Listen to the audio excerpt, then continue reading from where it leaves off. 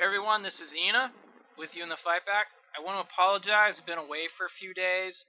I've had something called postnasal drip, which has made it rather uncomfortable. I've actually got it cleared up, so I'm going to start making some videos.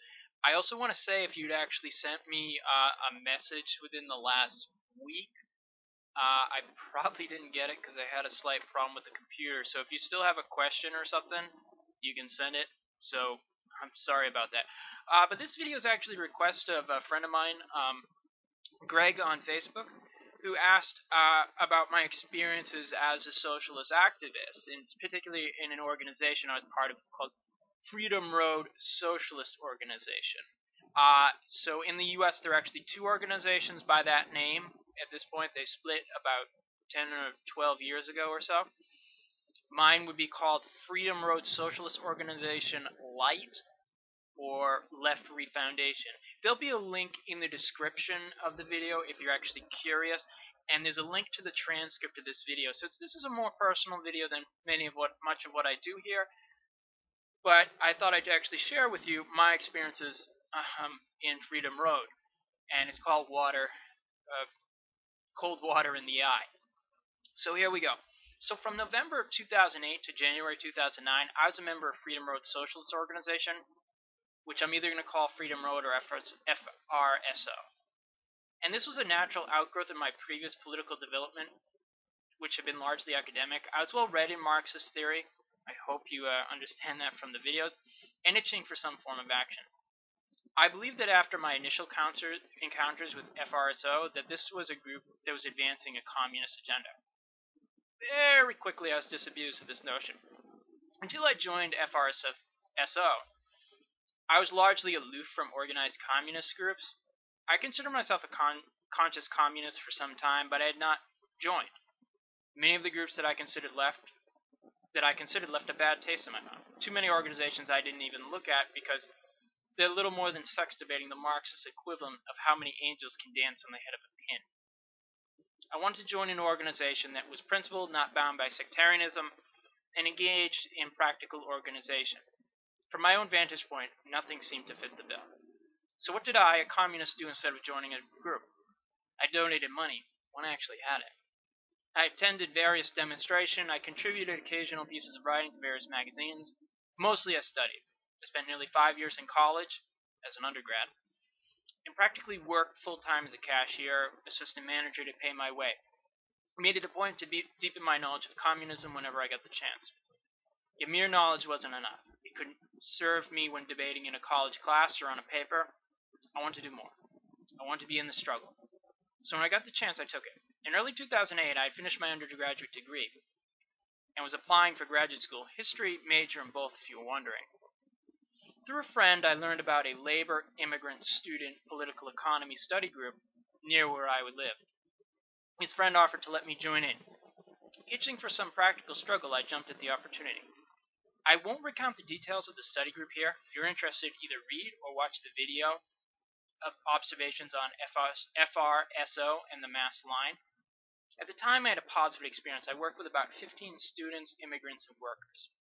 We seemed to get a basic grasp of political economy. It taught me a great deal about practical organizing, holding a study group, and just hearing people out. I think I had a romanticized view at the time after leaving, and after leaving, I grew more critical. The group didn't discuss communism or break with the Democrat reformist ideas. When one of the organizers who was in Freedom Road talked to me about joining the group, I was definitely interested. Well, I didn't get involved with the group right away. Potential members had to go attend various study groups, and then were formally asked to join. Through the summer of 2008, I attended about 4 study sessions. The topics discussed were women, gender, oppression, national question, mass line, and Marxist politics. There were no more than 7 people at each group. These groups were mostly a back and forth on what we'd read, which consisted of short articles. The sessions certainly were friendly and respectful to various opinions exchanged. It felt like I was among comrades. Yet there were misgivings in the background that I became aware of later on. Some of those attending the meetings were really excited about the U.S. presidential elections. Again, this is 2008 and Obama was the great hope. I didn't see why Marxists should be involved in cheerleading for Obama. I could see why they were excited for him since he was black and his election could be a blow to white supremacy. Yet his politics were decidedly reactionary, which was never addressed by those at the meetings. Related to this was that while there was a lot of talk about Obama, there was none about communism. Sounds strange, but hear me out. I was fighting for communism, and I assumed everyone else in Freedom Road was too. You know what they say when you assume. Communism was something in the future. It was a far off goal that wasn't discussed. This got to me the more I thought about it. There's a lot of discussion about student and worker organizing, as there should be, but it was an incomplete discussion. What was the point of this discussion if not to advance toward communism? There's no relation of our movement to its end. We seem to talk about getting people active in unions and politics, all well and good, but no discussion of getting people active as communists. It was about getting active in whatever was going on at the moment, and no relation to the future. Isn't the place of a communist to raise consciousness and relate the particular struggle to the communist end? Organizing to me made no sense if there was no relation to communism. Let me elaborate. My late father was an organizer for the local Democrat Party where I lived. He was a damn good organizer, too. He could get people to meetings or a lecture. He could mail out literature, he could go door to door for a Canadian, yet it didn't mean a thing. His organizing was all to perpetuate the status quo. We argued over the point many times. You could get people elected, but they wouldn't change anything of the putrid capitalist system. They might propose a few reforms, but nothing substantial. His organizing was within the confines of the system. It didn't raise the consciousness of those involved. It didn't seek a new and better society. In many ways, I felt that what Freedom Road was doing was similar to my dad's activities, except my dad was upfront about where he stood. These misgivings remained with me as the summer wore on, but either through being naive or sheer inexperience, I still decided to join up with Freedom Road. By now the economy was crashing and Obama was coming into office. The Freedom Road members were real hopeful about some kind of radical organizing and opening. So was I. I wanted to take a shot at the system. Although I joined Freedom Road in November, I didn't attend my first meeting until early January 2009. And to tell you the truth, it wasn't the best time for me to be active. I was doing a student teaching practicum, which was at least 40 hours of work a week with no pay. The practicum was part of graduate schoolwork, which took most of the rest of my time. I had a class on campus that I had to study for. I had another job on campus, too, paid, that helped tuition and had flexible hours, but it was still a drain. Lastly, there was a crisis in my family, and as you can imagine, I was stretched to the limit. Still, I was a communist, and I was determined to do my small part for the revolution. I managed to juggle everything fairly well until my practicum ended, May if you wonder, which freed up my time. I was able to attend the required meetings of Freedom Road, but it turned sour pretty damn fast. At the first meeting, the local group was throwing a party to celebrate Obama's inauguration. Other Obama-linked popular groups in the area were also attending. Let's just say this disgusted me. How could a socialist group even consider celebrating the inauguration of a capitalist leader? I was supposed to pass out leaflets on campus and do some organizing on Facebook. I'd given a bunch of flyers dealing with the celebration. The next time I was on campus, I ditched them in the first trash can I found. I also found an excuse to get out of the party.